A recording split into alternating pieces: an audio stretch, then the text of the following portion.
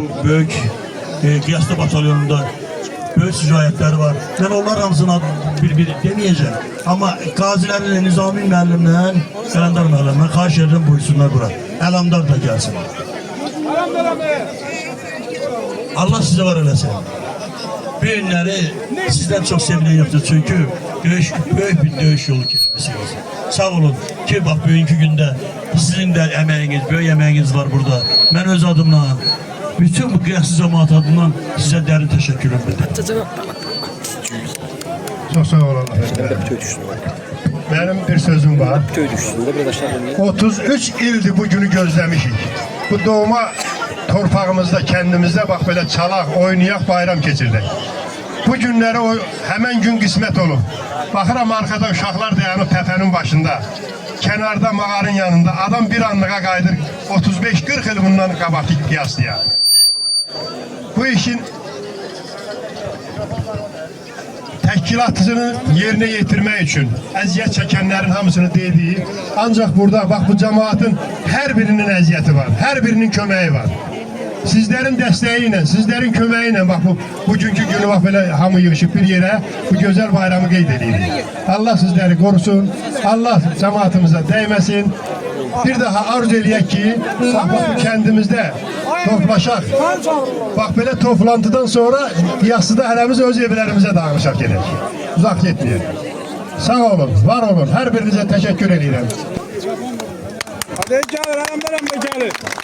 Ben de yine öz adımla bütün kıyaslı cemaatini, kendimi, elimi, obamı, can ciğerlerimi salamlayıram. Bugünkü günde, bu aziz günde bayramınız mübarek olsun.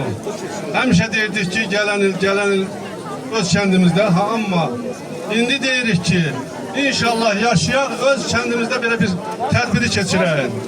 Qismət olsun, sağlıq olsun, kəndimiz qurulsun, tikilsin, belə tədbirləri canlı surətdə kəndimizdə yaşaya keçirək. Bir də ki, deməli, sizin kimi insanlar, kəndimiz, cemaatımızın bura yığışması, belə bir çoğun vəziyyətdə gəlməsi, deməli, kəndimizə ilk addım, qaydışın elə bir ilk addımıdır. Belə bir gündə gəlib belə çomalaşırıqsa, yığışırıqsa, deməli, kəndimizi istəyirik, kəndimizə köçmək istəyirik, kəndimizdə yaşamaq istəyirik.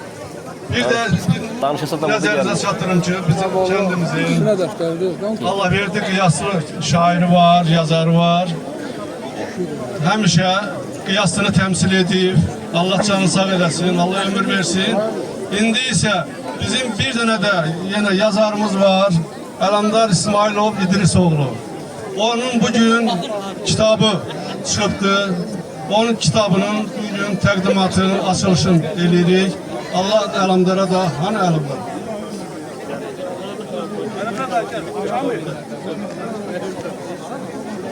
Bu da bizim Allah verdi qiyasıdan sonra ilk yazarımızdı.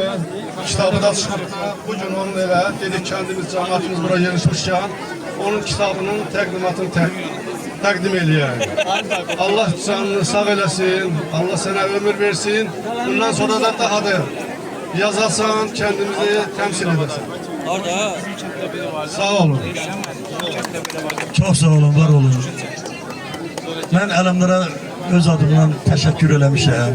Əlamdarı təbrik edirəm. Mənim ikicə kitabım var burada. Amma Əlamdarın kitabları çoxdur. Bu tarixdir. Əlamdarın da yazdığı tarixdir. Benim yazdığım tarixdir. Bu tarixdə qalır.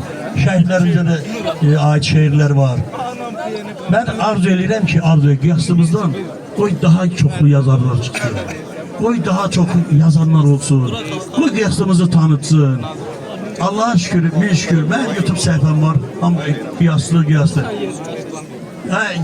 Kim aktarırlarsa götürüp mənə yazırlar Facebook'ta. Ne bileyim Babchat'daki ne qiyaslı. Ben Əlamdar seni tebrik edirəm.